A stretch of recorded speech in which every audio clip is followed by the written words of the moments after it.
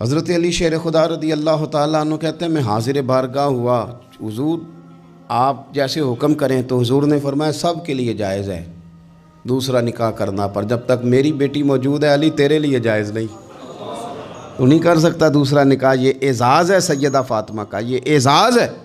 کیوں بھلا؟ اس کی ایک وجہ تو یہ تھی کہ سیدہ جلدی چلی گئی تھی دنیا سے، کل عمر 28 سال پائی ہے سیدہ فاطمہ، کل عمر 28 سال۔ 28 سال۔ کچھ لوگ ایسے ہوتے ہیں جو رب کو بھی بڑے پیارے ہوتے ہیں، دھرتی پہ بسنے کے لیے لمبا وقت گزارنے کے لیے وہ نہیں آتے، وہ تو اپنا کردار ادا کرتے ہیں، اپنا کام کرتے ہیں اور وہ رخصت ہو جاتے ہیں۔ کل عمر 28 سال، 21-22 بھی لکھی ہے لوگوں نے، 28 سال عمر مبارک پائی سیدہ پاک، دنیا سے رخصت ہو گئی۔ حضور صلی اللہ علیہ وسلم کا خاص پیار۔ میں آپ کو ایک بات عرض کروں، انہوں نے نا وہ ساری تکلیفیں حضور کے ساتھ اٹھائیں جو دین کے رستے میں نبی پاک کو آئیں تھیں، وہ ساری۔ ہمارے ہاں نا اب ایک بیماری ہے، بیٹی سے بات نہ کرو ٹینشن لیتی ہے، اماں کو نہ بتانا پریشان ہو جائے گی، فلانے سے نہ بات کرنا۔ کیوں؟ حقیقتوں کا سامنا کرنا چاہیے۔ کیا مطلب ہے اس کا؟ حقیقت اور ہوتی ہے، ٹینشن اور ہوتی۔ اب حقیقت کا سامنا کریں، حقیقت بچوں کو سکھائیں، بچوں کو وہاں لائیں کہ وہ حقیقت کے عادی بنیں۔ حضور حقائق بتاتے، حقائق۔ بخاری مسلم میں مشکات میں حدیث ہے، حضرت عائشہ صدیقہ رضی اللہ تعالیٰ عنہ ام المومنین فرماتی ہیں حضور نے وصال سے کچھ دن پہلے حضرت فاطمہ کو بلایا اور فرماتی ہیں قربان جاؤں حضرت فاطمہ چلتی بھی اس طرح تھی جو حضور کا طریقہ تھا، بولنا بھی اسی طرح کا تھا جو نبی پاک کا بولنا تھا، رفتار میں گفتار میں حضور کے مشابہ۔ وہ تشریف لائیں، حضور نے قریب بٹھایا اور کان میں راز کی بات کی۔ اس کا مطلب ہے کچھ باتیں بیٹیوں سے بھی راز کی کر لینی چاہیے۔ بھائی آپ غور کریں گے اور سمجھیں گے کہ بیٹی سے بھی کبھی کوئی راز کی بات کر لیں۔ حضور نے بلایا اور پھر کان میں کو بات کی، کان میں نبی پاک صلی اللہ علیہ وسلم نے، تو حضرت فاطمہ رونے لگی۔ پھر حضور نے کان میں کو بات کی تو مسکرانے لگی۔ حضور تشریف لے گئے، سیدہ عائشہ صدیقہ رضی اللہ تعالیٰ عنہ فرماتی ہیں میں نے حضرت فاطمہ الزہرا سے کہا کہ فاطمہ کیا کہا حضور نے؟ تو فرمانے لگی میرا اور میرے نبی پاک کا راز ہے، آپ کو میں کیوں بتاؤں؟ تو حضرت سیدہ عائشہ صدیقہ کہتی ہیں میں خاموش ہو گئی۔ کچھ دنوں کے بعد حضور کا وصال ہو گیا، سرکار نے وصال فرمایا تو کچھ دن گزرے تو میں نے کہا فاطمہ میرا تم پر حق ہے، میں تمہاری ماں ہوں، میرا حق ہے، اس حق کی وجہ سے میں کہتی ہوں مجھے وہ بتا دو وہ کیا بات تھی کہ پہلے تم روئی پھر تم ہنسی؟ تو میں نے کہا حقیقتوں سے آگاہ کریں۔ نبی پاک صلی اللہ علیہ وسلم کی شہزادی فرمانے لگیں اماں جی حضور نے میرے کان میں کہا تھا کہ فاطمہ ہر رمضان میں جبریل امین ایک قرآن پاک مجھے سناتے تھے، ایک میں انہیں سناتا تھا، اس سال جبریل نے 2 سنائے ہیں۔ فاطمہ مجھے لگتا ہے تیرے باپ کے جانے کا وقت آ گیا ہے، اب میری رخصتی ہے، مصیبت آئے تو صبر کرنا، مشکل پڑے تو حوصلہ کرنا، اپنے آپ کو اپنے رب کریم کے سپرد رکھنا۔ کہتی ہیں جب یہ بات حضور نے بیان کی تو میں رو پڑی، اور پھر نبی پاک نے میرے کان میں کہا فاطمہ میرے بعد جو سب سے پہلے مجھے آ کے ملے گی نا وہ تم ہی ہو، اور یہ بھی یاد رکھنا تم جنتی عورتوں کی سردار ہو۔ فرماتی ہیں یہ بات سنی تو میں مسکرا دی۔ 6 ماہ گزرے حصول کے بعد تو سیدہ فاطمہ کا وصال ہو گیا، صرف 6 ماہ، پورا سال نہیں، 6 ماہ گزرے۔ حضرت فاطمہ الزہرا رضی اللہ تعالیٰ عنہ کے بارے میں سیدہ عائشہ صدیقہ کہتی ہیں ایک بات میں نے حضرت فاطمہ میں جو سب سے بڑھ کے دیکھی، جتنی باتیں میں عرض کر رہا ہوں نا یہ ساری ہم نے اپنے گھروں میں اپنی بیٹیوں کو سکھانی ہے، ان کو حقیقت سے آشنا کریں، حقیقت سے۔ یہ چھپانا اور یہ کہنا ہو یہ فلانا بچہ ڈر جائے گا، یہ گھبرا جائے، وہ پھر ساری زندگی ڈرے گا۔ بچوں کو بزدل نہ بنائیں، ان کو سکھائیں کہ آپ نے آنے والی مشکلات کا مقابلہ کیسے کرنا ہے۔ ایک بات خاص کر کے مسند ابو یعلا میں سیدہ طیبہ طاہرہ حضرت عائشہ صدیقہ رضی اللہ تعالیٰ عنہ فرماتی ہیں میں نے نبی پاک علیہ السلام کے بعد جس کو سب سے زیادہ اور سب سے بڑھ کر سچ بولتے دیکھا ہے وہ سیدہ فاطمہ الزہرا ہیں۔ میں نے کبھی ان کی زبان سے جھوٹ نہیں سنا۔ خدا را ماؤں کو میرا یہ پیغام دیں، ان سے کہیں بچوں کو سچ بولنا سکھائیں۔ والد سے میری گزارش ہے بچوں کے سامنے کوئی بہانہ نہ کریں، انہیں 1% بھی یہ نہ پتہ چلے کہ آپ جھوٹ بول رہے، 1% بھی کوئی بہانہ بازی نہ سکھانا انہیں، ورنہ وہ تمہارے ساتھ دھوکہ شروع کر دیں گے۔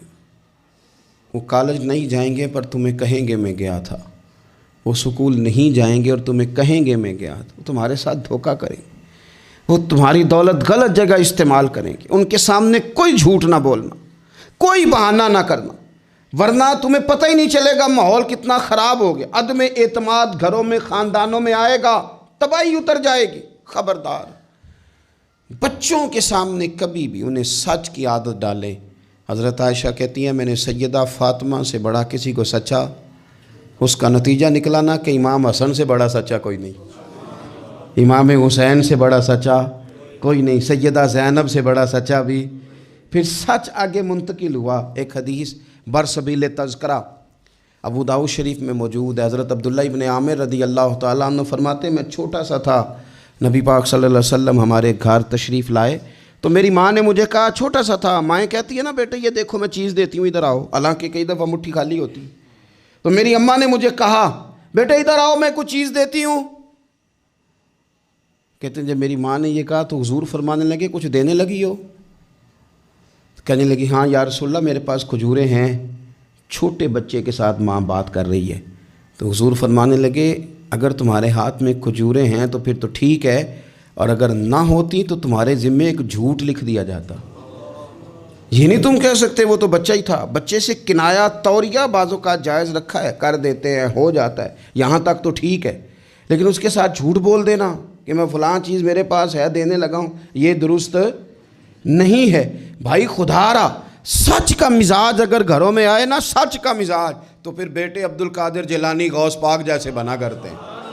اگر مزاج سچ والا آئے تو وہ طالب علم بن کے بھی کبھی جائیں تو کئی چوروں کی توبہ کرا کے مدرسے داخل ہوا کرتے ہیں۔ شرط یہ ہے کہ سچ کا مزاج اپنے گھر میں۔ دوسری بات یہ کہ حضرت فاطمہ الزہرا نے نا فطرتی زندگی جی کے ہمیں دکھائی۔ وہ گھر کے اندر جھاڑو دیتی تھیں، آٹا گوندتی تھیں، روٹیاں پکاتی تھیں، چکی پیستی تھیں، سنو میں کیا کہہ رہا ہوں، لیپا پوتی کرتی تھیں، بچوں کی سارے کام اپنے ہاتھوں سے کرتی تھیں، شوہر کی خدمت کرتی تھیں، اور پھر ساری رات مصلی پہ بھی بیٹھتی تھیں۔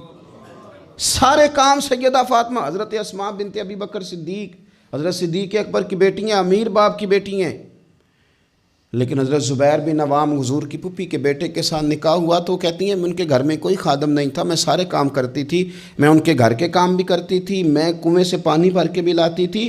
حضرت یہ آپ کو بخاری میں حدیث ملے گی، حضرت اسماء بنت ابی بکر صدیق فرماتی ہیں کہ انہوں نے اونٹ رکھا ہوا تھا اور ملازم کوئی نہیں تھا، خادم اور غلام کوئی نہیں تھا، تو میں ان کے اونٹ کو چارہ بھی ڈالتی تھی، میں سارے کام کرتی تھی۔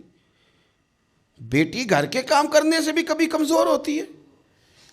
آج کل وہ لبرل ہے نا، موم بتی مافیا، وہ پوچھتا ہے جی کہاں لکھا ہے بی بی گھر کے کام کرے، گھر کس کا ہے؟ ویسے تو وہ کہہ رہی ہے میں کسی کی مداخلت بھی پسند نہیں کرتی، میرے گھر میں آ کے نند بات نہ کرے، تب تو وہ کہہ رہی ہے کہ میرے گھر میں مداخلت بھی کوئی نہ کرے، اور جب کام کرنے کی باری آئی ہے تو کہتے ہیں کس حدیث میں لکھا ہے؟ بالکل نہیں کسی حدیث میں لکھا، اس میں کوئی شک نہیں، لیکن یہ ضرور لکھا ہے کہ مدینے والے کی صاحبزادی اپنے گھر کے کام کرتی تھی۔ یہ ضرور لکھا ہے کہ صدیق اکبر کی وہ صاحبزادی کہ جن کو نبی پاک صلی اللہ علیہ وسلم کی غار ثور میں روٹی پہنچانے کا شرف حاصل ہے، وہ گھر کے سارے کام کرتی تھی، اپنے خامند کے جانوروں کی بھی خدمت کرتی تھی، یہ ضرور لکھا ہے۔ یہ سیرت اپنائیں۔ پھر حضرت فاطمہ رضی اللہ تعالیٰ عنہ نے نا 3 سال قید بھی کاٹی ہے شیب ابی طالب میں حضور کے ساتھ، پتے کھا کے بھی گزارا کیا۔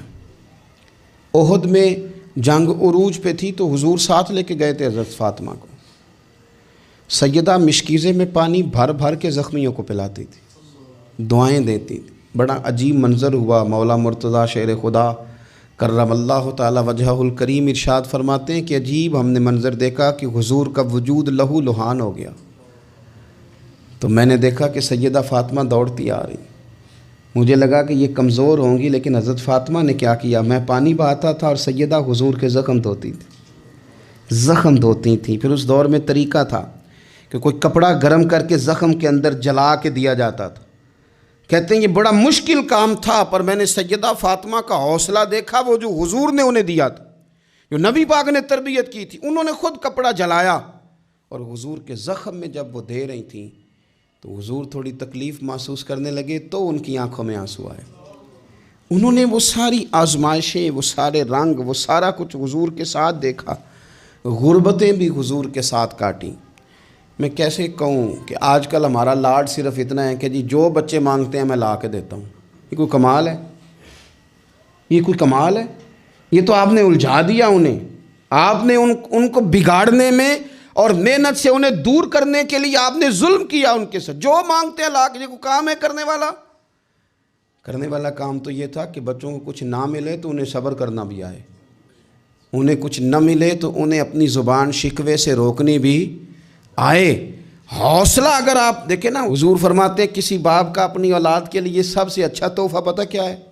یا رسول اللہ کیا ہے؟ فرمایا جس نے اپنی اولاد کو سب سے اچھا ادب سکھا دیا اس نے سب سے اچھا تحفہ دے دیا ہے۔ ان کو آداب زندگی سے آگاہ کریں، اچھا تحفہ ہو گیا ان کے لیے۔